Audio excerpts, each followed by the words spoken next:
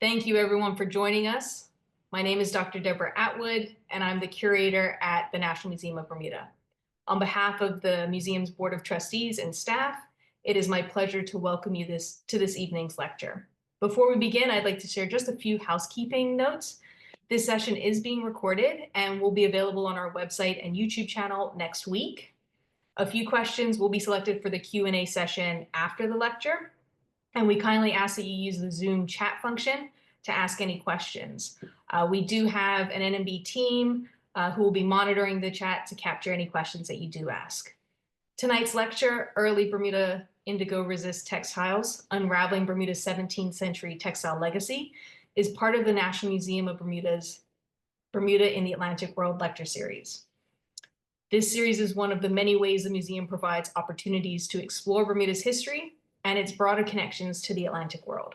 Through these lectures, we aim to highlight the global forces that have shaped Bermuda over time.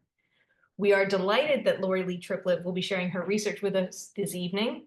Her study was conducted on collections held at the St. George's Historical Society, and we would like to extend our gratitude to the Society for opening their collections for research. The revisiting of historical collections and the pursuit of new research are essential for generating fresh knowledge and a deeper understanding of ourselves and our past. Understanding history is crucial to making sense of contemporary issues. It helps us explore how Bermuda has positioned itself within the world, historically, in the present, and moving forward into the future. I would also like to take a moment to express our gratitude to the museum's generous community of donors.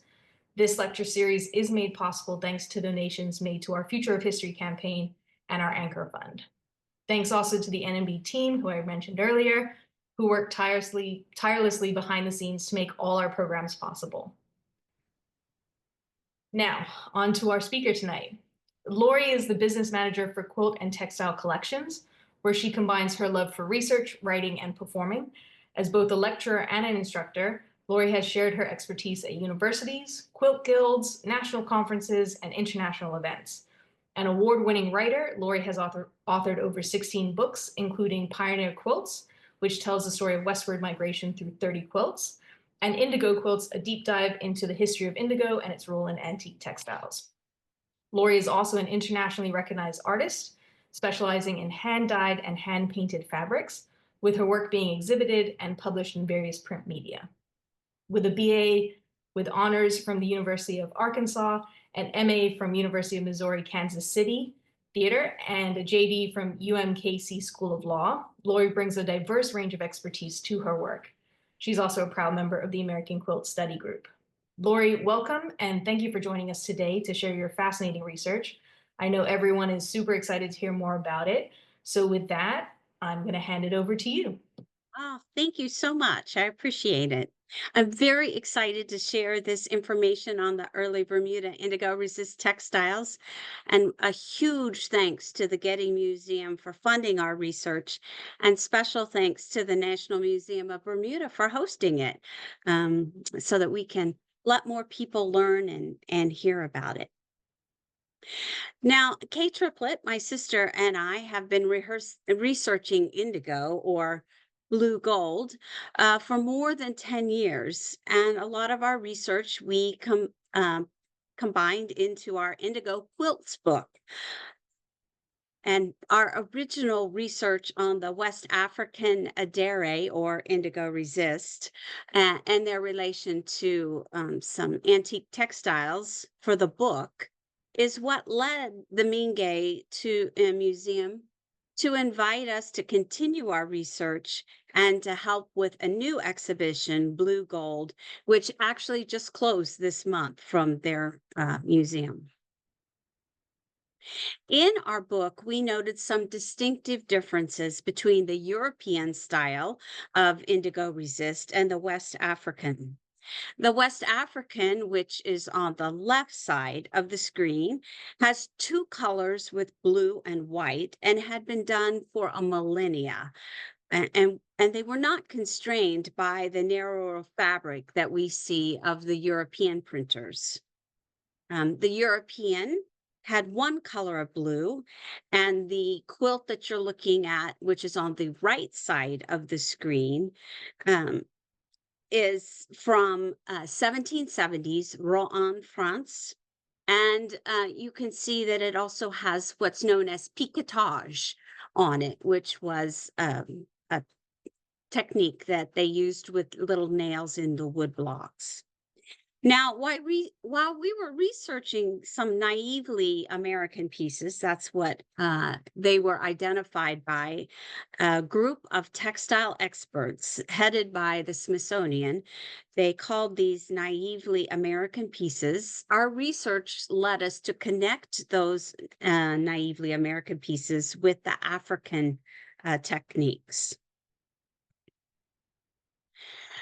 Now, prior to that time, indigo resists prints using two colors of blue, currently held in a variety of museums and private collections, primarily in the US, had long been a source of curiosity, admiration, and mystery. These amazingly detailed prints were made using a variety of different methods and by more than one textile artist. The textiles are often dated as a group because this one single textile held in the Albany uh, Museum of History and Art contained an excise stamp which placed the creation date in 1766. And you can see the excise stamp at the top of the photo there. Now, Henry Dagnall had done a significant amount of research into the different symbols for his book, The Marking of Textiles for Excise and Custom Duties. And in this, he researched this and located that mark and specifically said it was dated 1766. So it seemed logical to rely on the tax stamp date without any other contradictory information. Now, from within this group of naively American textiles, I had identified a group of textiles that I initially called Island Group and eventually called it the Bermuda Group. We did not feel we had enough time to fully research this group before our book, and so it had to go on the back burner. I identified this group based on the methods used, the ground, the design and design technique, and the large scale of most of the prints. A student dissertation by Mary Elizabeth Gale under the supervision of Margaret Ordonez at the University of Rhode Island contained a small photo of indigo resist textiles found in Bermuda. And once I saw that and read her footnote, I decided to call it the Bermuda Group. In the Sanders papers in the New York Library, an early New York merchant, I found a letter about bringing textiles and items from Bermuda and calling those items imported from the West Indies because he could charge more for it. Now, I thought it might be helpful to provide a little history of Bermuda. There's probably some people on the call who might know more about the history of Bermuda than I do, but I know that there are some people that are not as familiar with it. So I want to just give us a little basis. The group of islands was discovered in 1505, and in 1511, we see it mentioned by a historian in written records. It begins to be included in Spanish charts. There was no indigenous population there. It does become a restocking point for both the Portuguese and the Spanish actually left pigs there for resupply. The frequent storm rack conditions and dangerous reefs, with calls of the raucous birds, perhaps the Bermuda cahau, and noises from the wild hog squealing, it became known as Isle of the Devil. With a book published in 1626, The General History of Virginia, New England, and Sumner Islands, we learn more James Fort, the Jamestown colony, was established in 1607. And in 1609, a flotilla of 7 ships left England headed for Jamestown with settlers the much desperately needed food and supplies. Unfortunately, a storm broke up the flotilla, with the flagship Sea Venture making the decision to steer onto Bermuda's reef to avoid sinking. The settlers that disembarked actually refused to leave, and they decided to stay on the island. In 1612, an English settlement of Virginiola was established with the arrival of the ship, the Plough. New England, later known as St. George's, was the established capital and an intentional claim of Britain. In 1615, it was renamed Somers Isle Company after Sir George Somers under a royal charter. And as early as 1616, we see African slaves being brought and taken to Bermuda.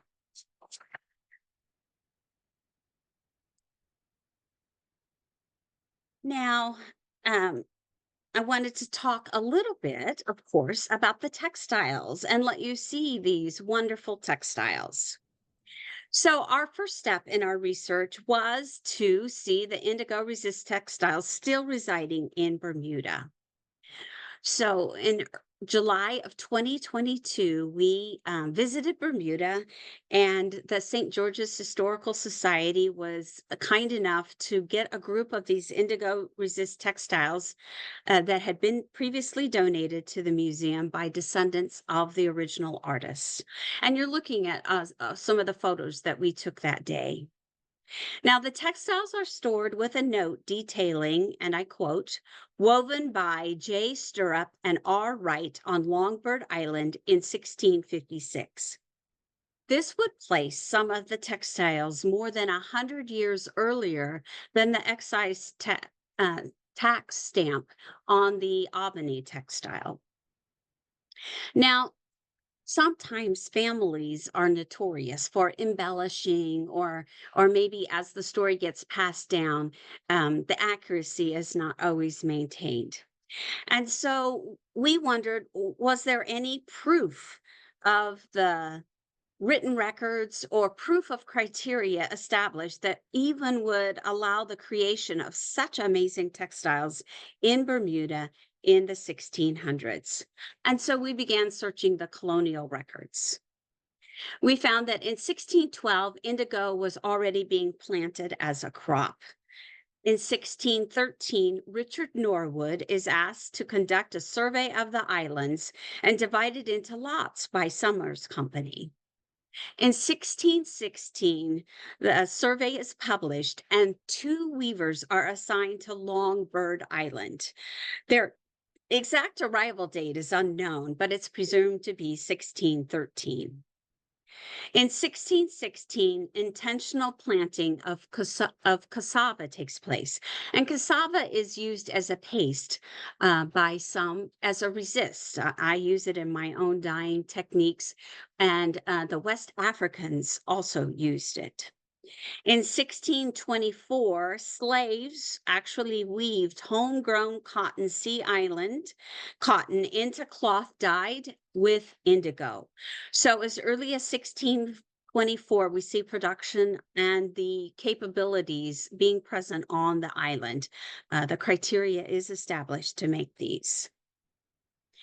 In 1626, Norwood's second survey is published by John Speed, and he noted the following. Number 14, John Stirrup and Ralph Wright, weavers, tenure and occupancy of Longbird Island. They were given 46 acres.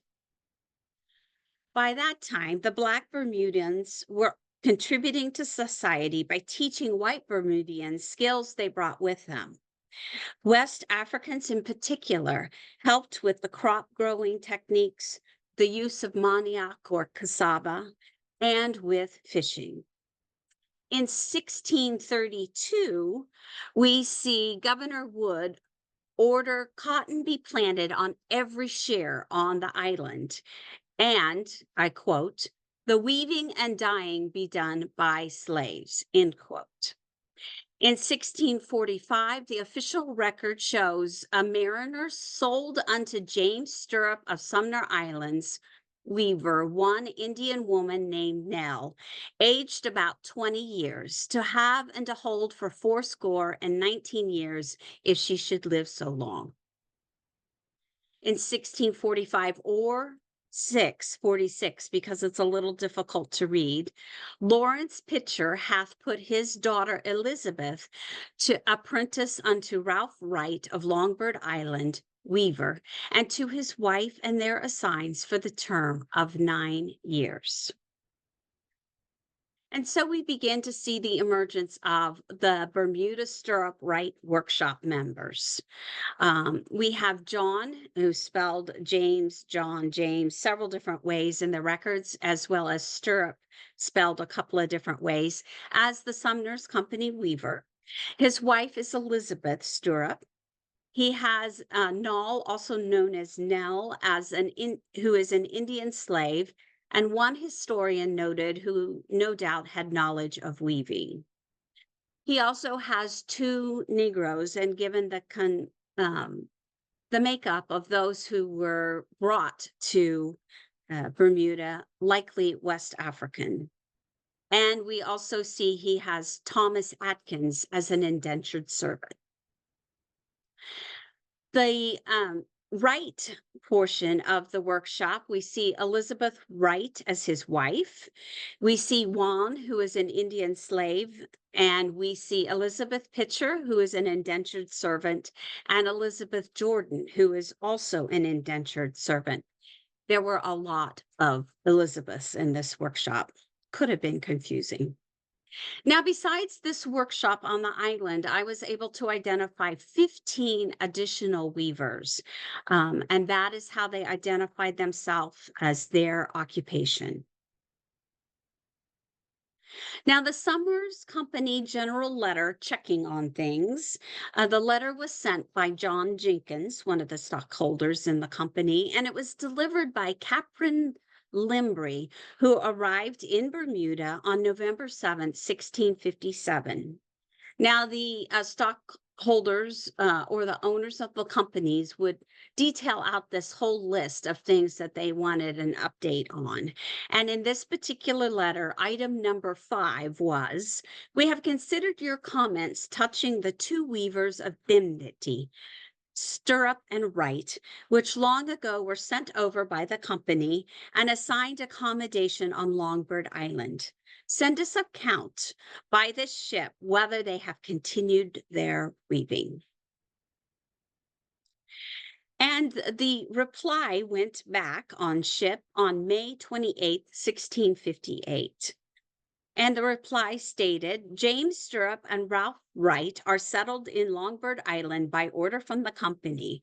Therefore, we require they not be molested," meaning don't bother them while they're at work. Now we began to assign some names to the different patterns and designs that we saw. Sometimes the names were supplied by records and were what the Sumner's Company called them. Other times they were assigned by researchers simply to help us with the tracking of it. And this one is a pin cushion with an undulating vine tape. I call attention to the vine tape because that is really important.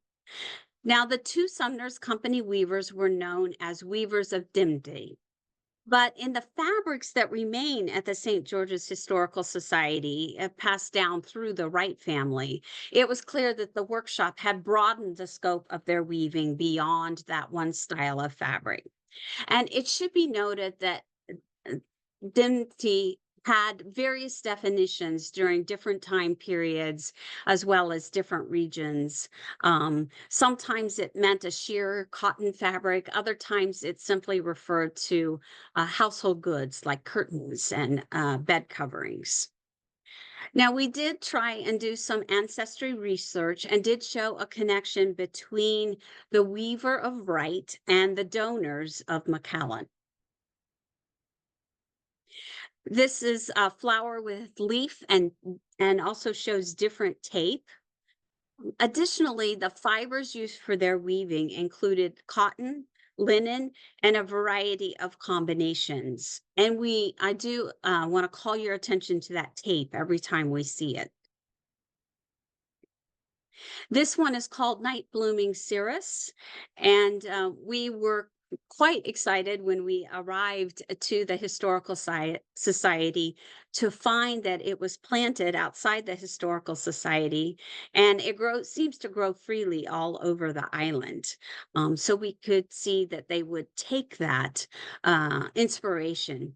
This is called Cirrus Day. We call it that because during the day the night blooming cereus closes up and it looks like it has fancy tassels hanging all over it.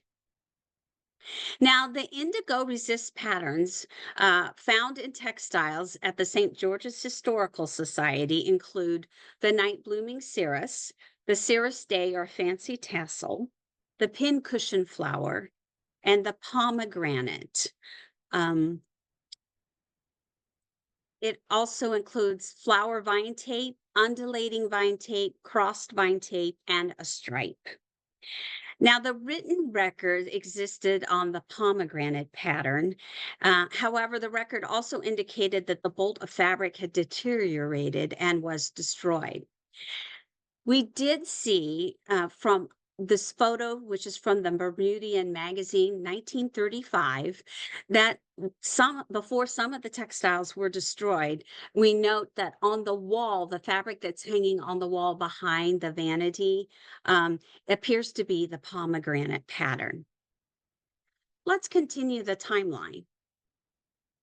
In 1657, Summers Island Merchant, a ship with John Jenkins as the master sailed, carried passengers, and on that to England, and on that passenger list was Jane Stirrup and George Tucker. I'll just ask you to make a note of that, George Tucker.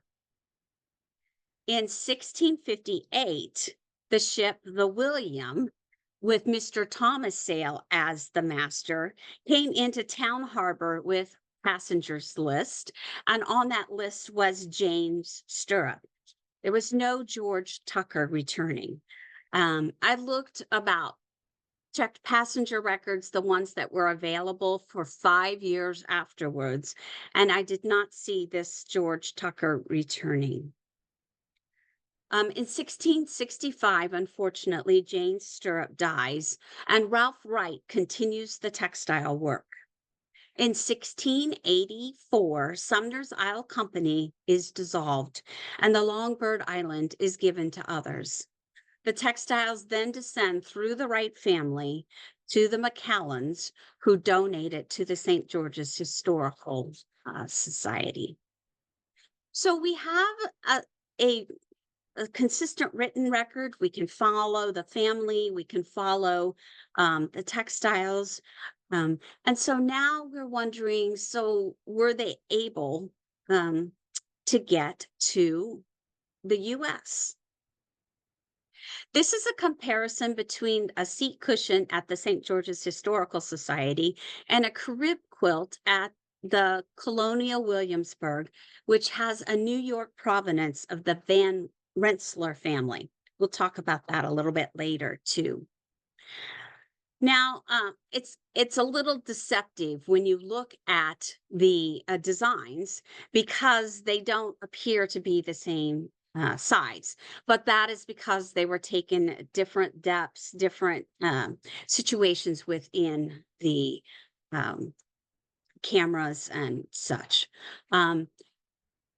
I measured the width and height of the design in St. George, and the curator of textiles at the Colonial Williamsburg Museum measured the width and height of the design on the crib quilt, and they were found to match exactly.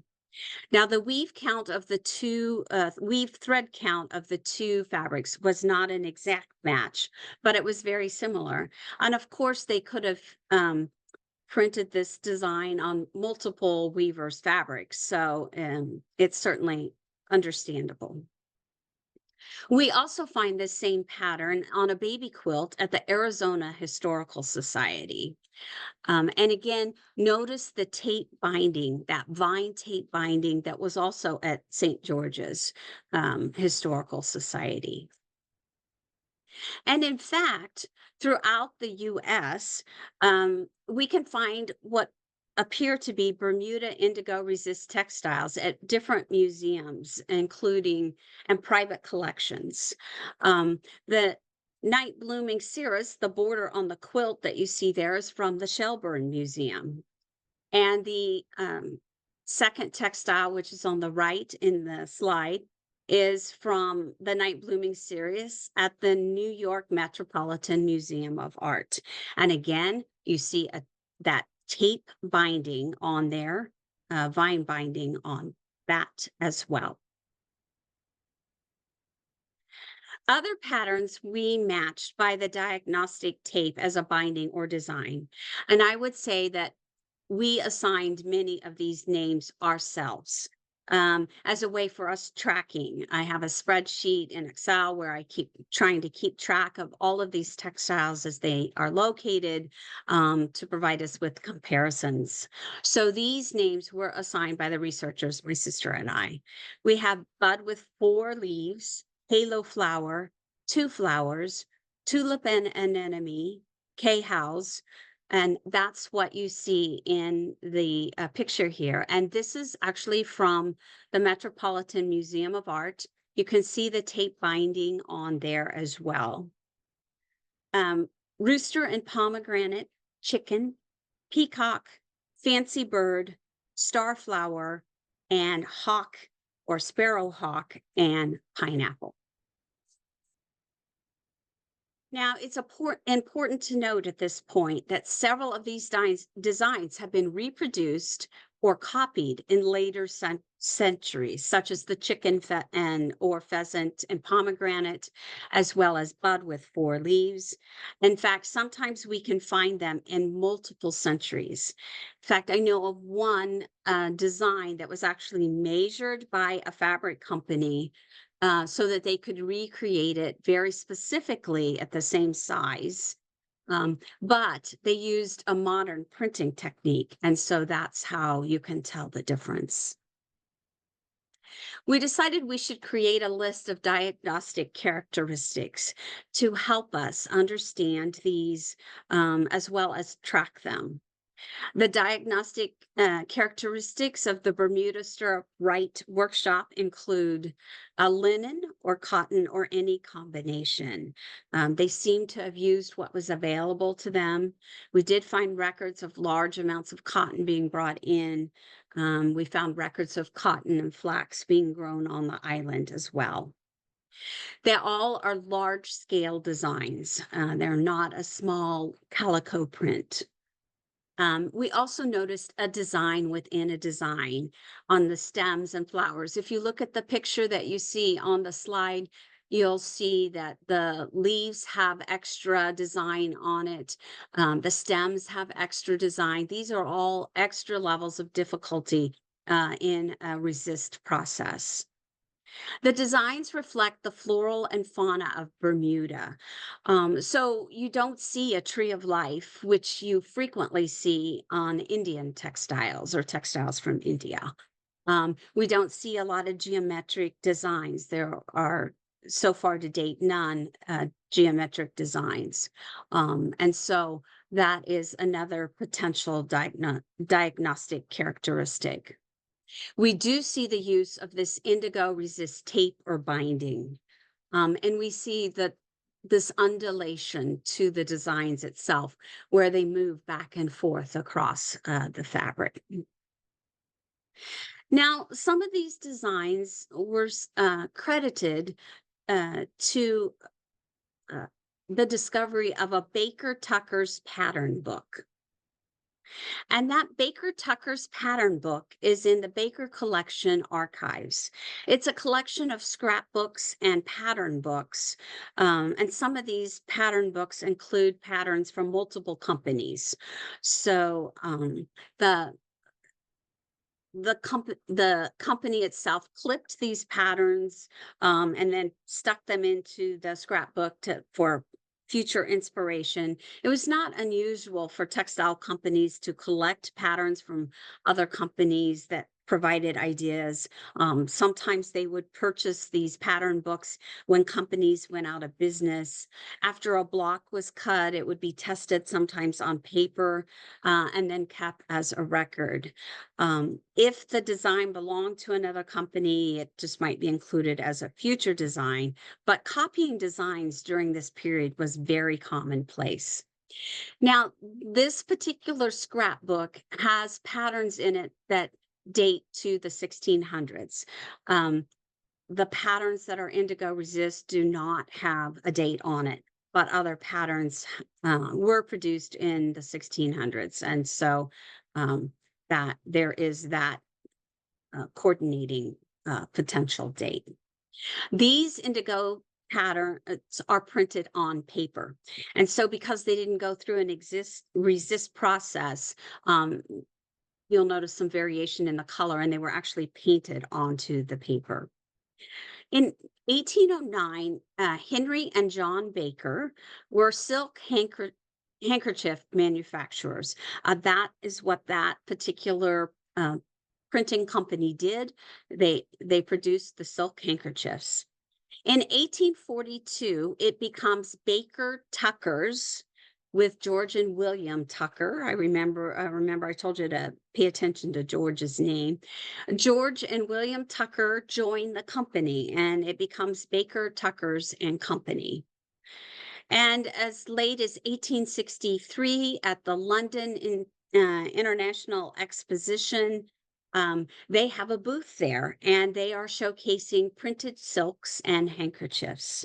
There is no record of Baker Tucker and Company ever producing cotton fabrics, only silk. Um, and so I wanted to provide a comparison between some of the pattern that you find in the book to actual textiles.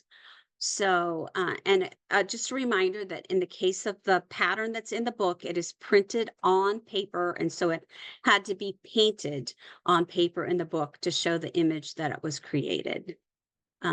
Frequently, the actual blocks that are cut for indigo resist use a lot of negative space, and so that's why it would appear differently. Additionally, part of the original block design is missing, perhaps because Baker, Tuckers and Company was known as a botanical print company, so there was no reason to save the bird portion of it, or perhaps they did not even originally get that part on the paper. And just a reminder that Baker, Tuckers and Companies were silk textile printers producing handkerchiefs. No record of using these designs even on silk handkerchiefs.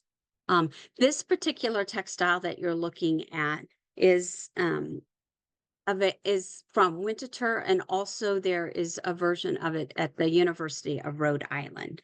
And you see the sparrow hawk as well as a version of the pomegranate. Here is another comparison between the paper version and a textile. This is the pomegranate textile, and remember the fabric that was hanging in that photo on the wall at St. George's Historical Society appears to be this pomegranate design. And here we see the textile version of the pomegranate and chicken. It is possible that the paper versions made their way when James Stirrup and George Tucker took their trip on the Somers Island merchant ship in 1657. But There is no written record telling us that that is when that happened.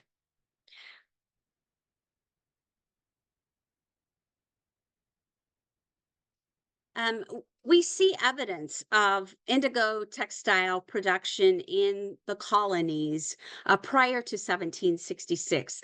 I say that date because that was the date of the excise stamp. And here's some different evidence that shows the existence of these textiles. We have the local Bermudian production.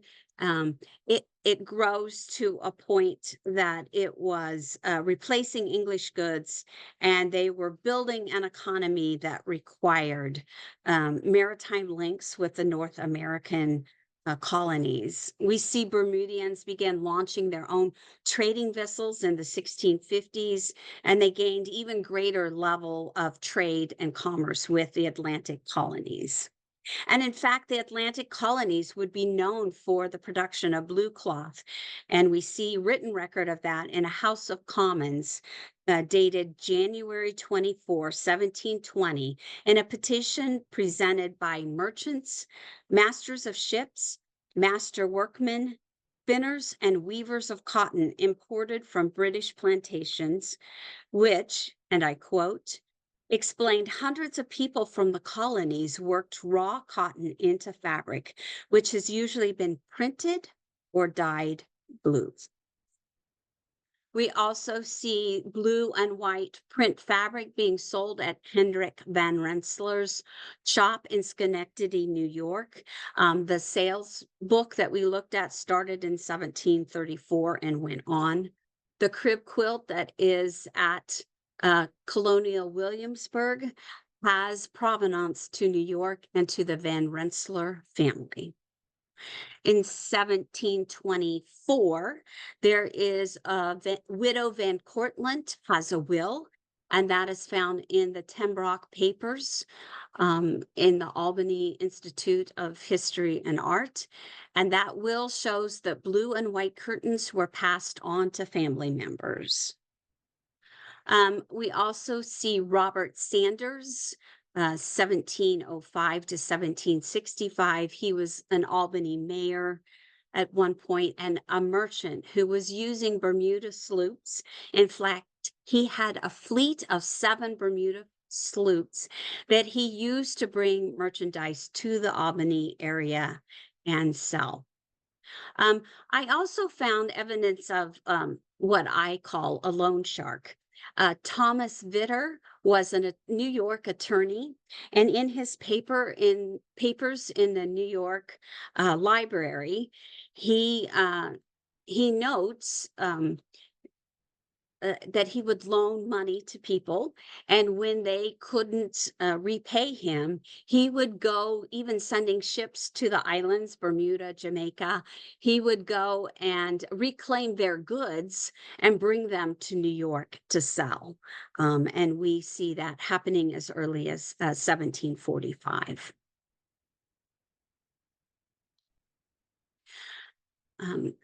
Sadly, there is the demise of the Bermuda workshop. We wish they would have continued to work, creating many more of these wonderful pieces. In 1660, the Navigation Acts began limiting the Bermuda Islands access. Initially, Bermudians were being asked by the company to stop their trading and their activities. They were asked to start planting different crops. Initially, they refused, trying to keep up their economic status quo that they had, they liked. And in 1665, James Stirrup would die. In 1682, Elizabeth Stewart was not able to pay rents, and so she was evicted from the Longbird Island property. Now, Ralph Wright would continue his work a little longer, but without access to the colonial markets, it would have been much more difficult. And unfortunately, both Jane Stirrup's children and Ralph Wright's children selected other occupations. None of them went into the weaving or fabric production. We found them being a cobbler, maritime workers, various different occupations. None of them elected to continue on. In 1684, the Sumner's Isle Company that provided the land to the weavers, they were dissolved, and the British government would take over.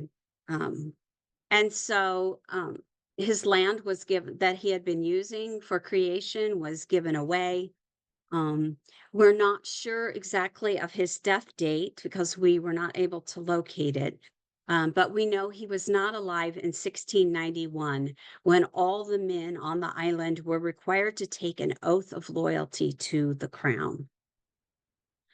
Um, we we do know that the family McAllen members kept what fabric hadn't been sold on bolts, as well as those items that were still in bed hangings, etc. And we find that from record from the family.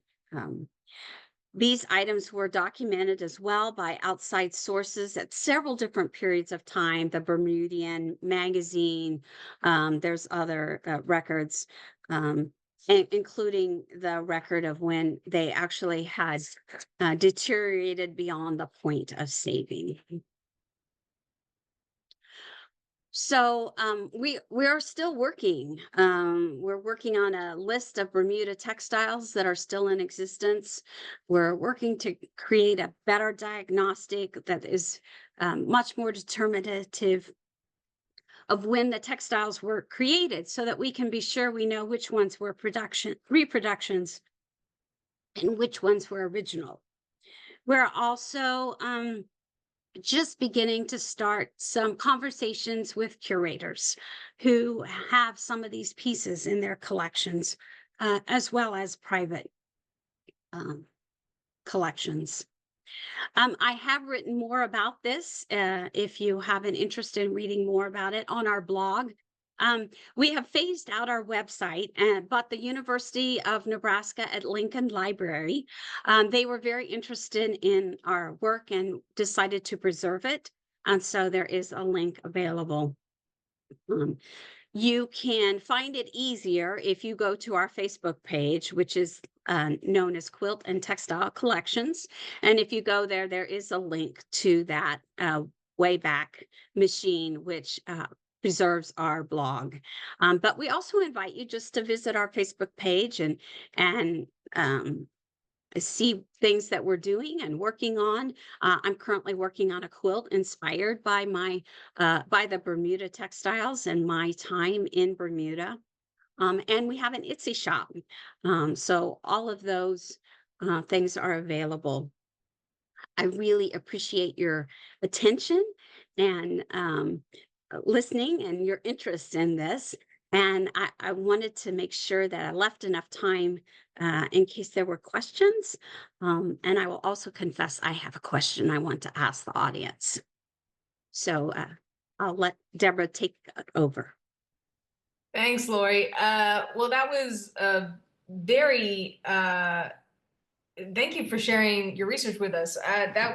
There's a couple of points really kind of stood out to me, and my brain's still fizzing around with some of the connections it's making. So I might need to process it a bit more and come back to you with questions myself.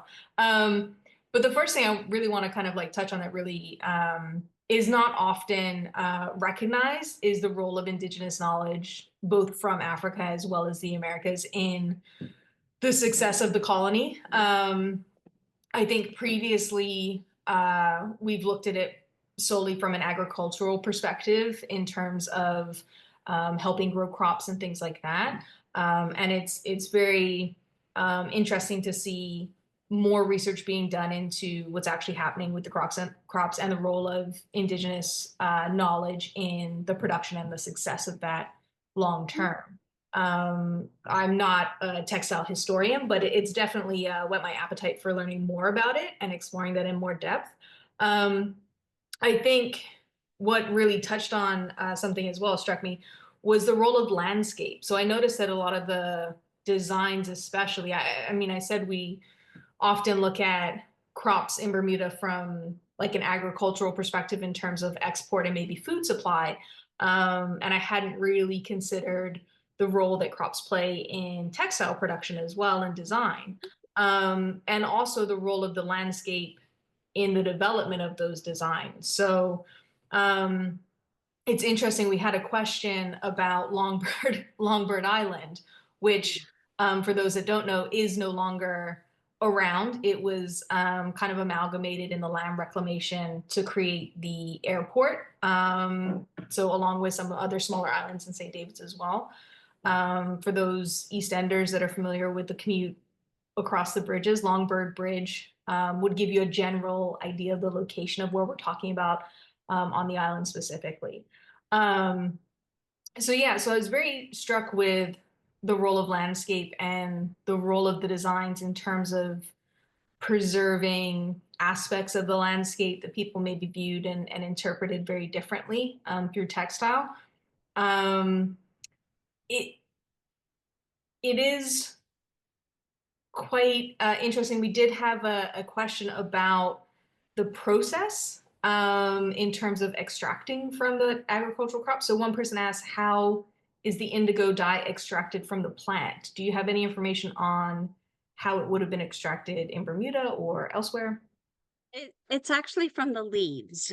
Um, a lot of natural dyes, you look more towards the blooms or the flowers, but in fact, it is from the leaves. And you crush the leaves, and there's more than 700 varieties of indigo. Um, and the Tictora version is the one that has the most dye in it. So where I live, we have what's known as false indigo, and you can't use that to dye with. So you take the indigo, you take the leaves, and you crush them, and you boil them to create this sort of a dye vat. Um, and it's actually yellow green. And so it would be as if you had taken spinach to create it. You have this yellow green water, and you dip your textiles in it. And as you bring your textile out and it hits oxygen, it's the oxidation that actually changes it into this beautiful, amazing indigo blue. Um, so Thank you. We're getting a lot of questions about the some of the process side as well. Could you describe how cassava resist is made and applied? Okay, so cassava is a root, and it is also really a subsistence crop. So people that are starving can eat it. Although I will tell you, quite frankly, it is an acquired taste and not one that I have acquired.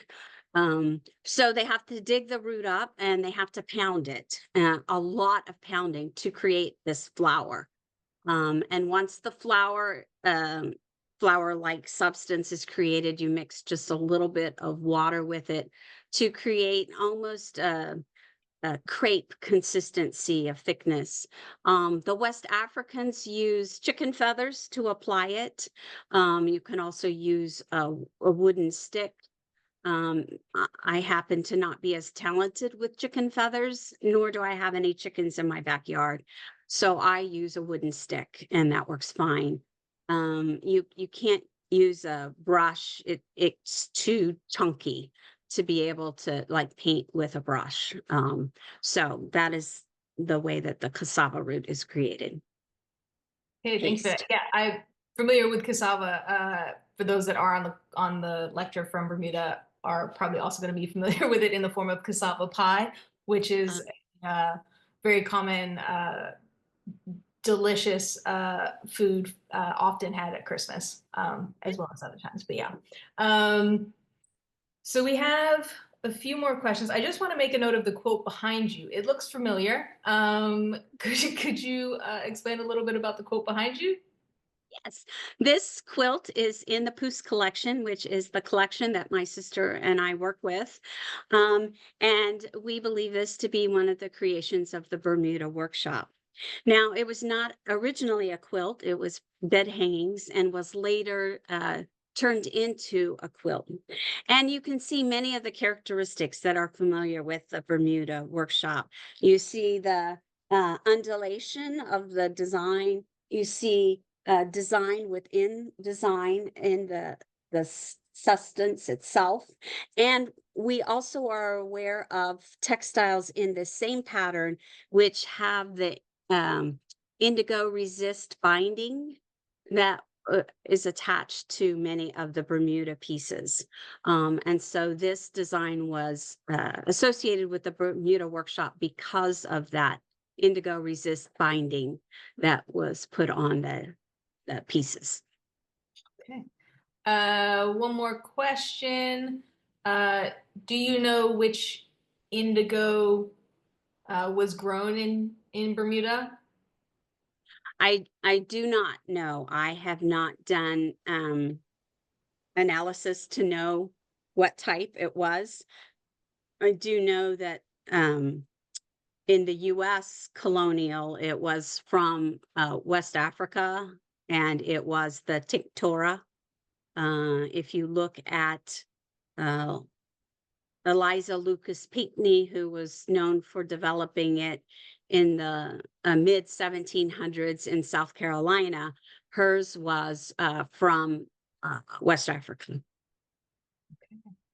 And one more, the condition of the pieces in Bermuda, they appear astonishingly well preserved, given the date. And I also noticed the role that the family played in keeping the fabrics kind of passed down through generation to generation. Is that common? I mean, you mentioned quite a few other pieces that were in institutions throughout the US. Did they come into the collections in kind of the same way or through different mechanisms? Uh, they appear to have come into different institutions through various mechanisms. And sometimes it's just a scrap of fabric, and that's all they have. But it was treasured enough that people were buying just scraps of this fabric. You see it in various stages of uh, condition. Um, Once it reaches an institution, it's usually well cared for, because it is treasured. But um, until it reaches someplace where it's going to be cared for, then it is, um, at the mercy of whoever the particular caretaker might be, as well as whoever the uh, elements might be as that it's exposed to as well. So I have seen some that is in really terrible condition, um, but there are also some that are in remarkable condition, and I'm just really grateful for even if it's a little scrap of fabric that has been preserved. Okay. I know you had a question that you wanted to ask the audience yourself, and I'm mindful of time, so I want to give you an opportunity to ask that question. Well, we know that the St. George's Historical Society deaccessioned some of the fabric because of its condition, things like that. And I'm just wondering if there's anyone in Bermuda whose family had even just a little scrap. We were just at a museum that had preserved a 5 by 5 inch square of and so I'm interested if anyone in Bermuda has a little scrap or a larger piece of fabric that is in this style that has been passed down through their family. Okay. If anyone knows, please do email. We'll be sending out a follow-up email with links, and we'll be sure to include contact information if you do have any ideas of where Lori and Kay can maybe take their next research on the island. Um, so yeah, I think that's most of the questions that I have down. Oh, one more maybe. So we have several individuals were referred to as weavers, not printers. Could it be that dyeing referred to the yarn used in weaving rather than to indigo resist printing?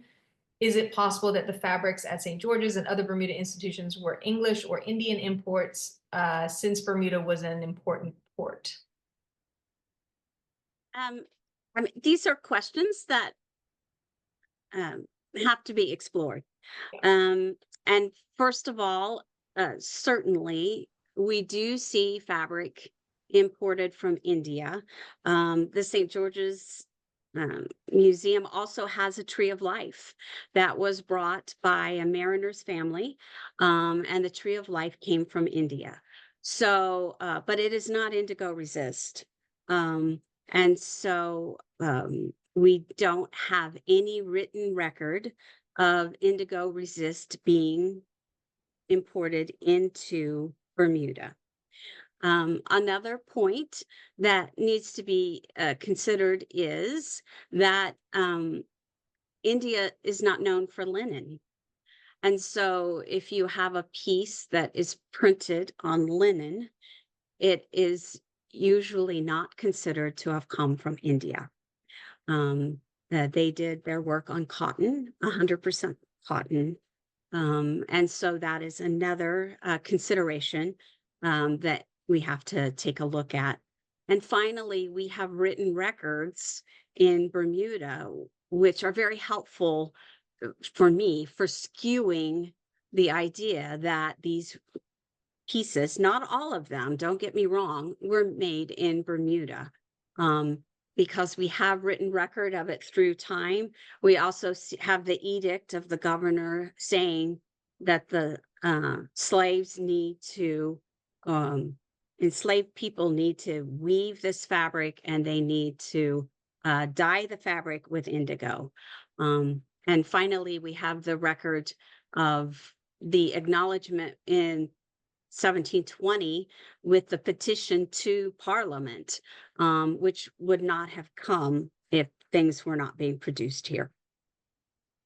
All well, thank you once again, Lori, for such an insightful presentation. As I said, I'm going to let it sit with me for a little bit and percolate, and I might be shooting you an email with more questions Okay. as it goes.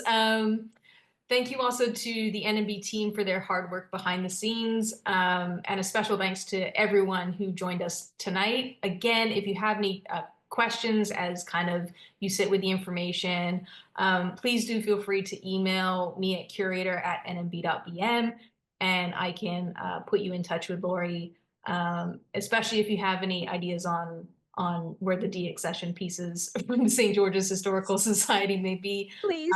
It does sound like there's quite a wealth of information to explore further, and a lot more questions to be asked, so that we can generate new knowledge on this topic. For those of you who want to explore the topic further, Lori shared some of the links. We also have a syllabus available on our website, which has further links to some of Lori's articles on the research. Next week, we will be sending out the lecture recording along with a short survey. Your feedback is invaluable as we continue to improve our programs. And with that, I'm going to say have a wonderful evening, everyone, and we hope to see you at our future events. Stay tuned.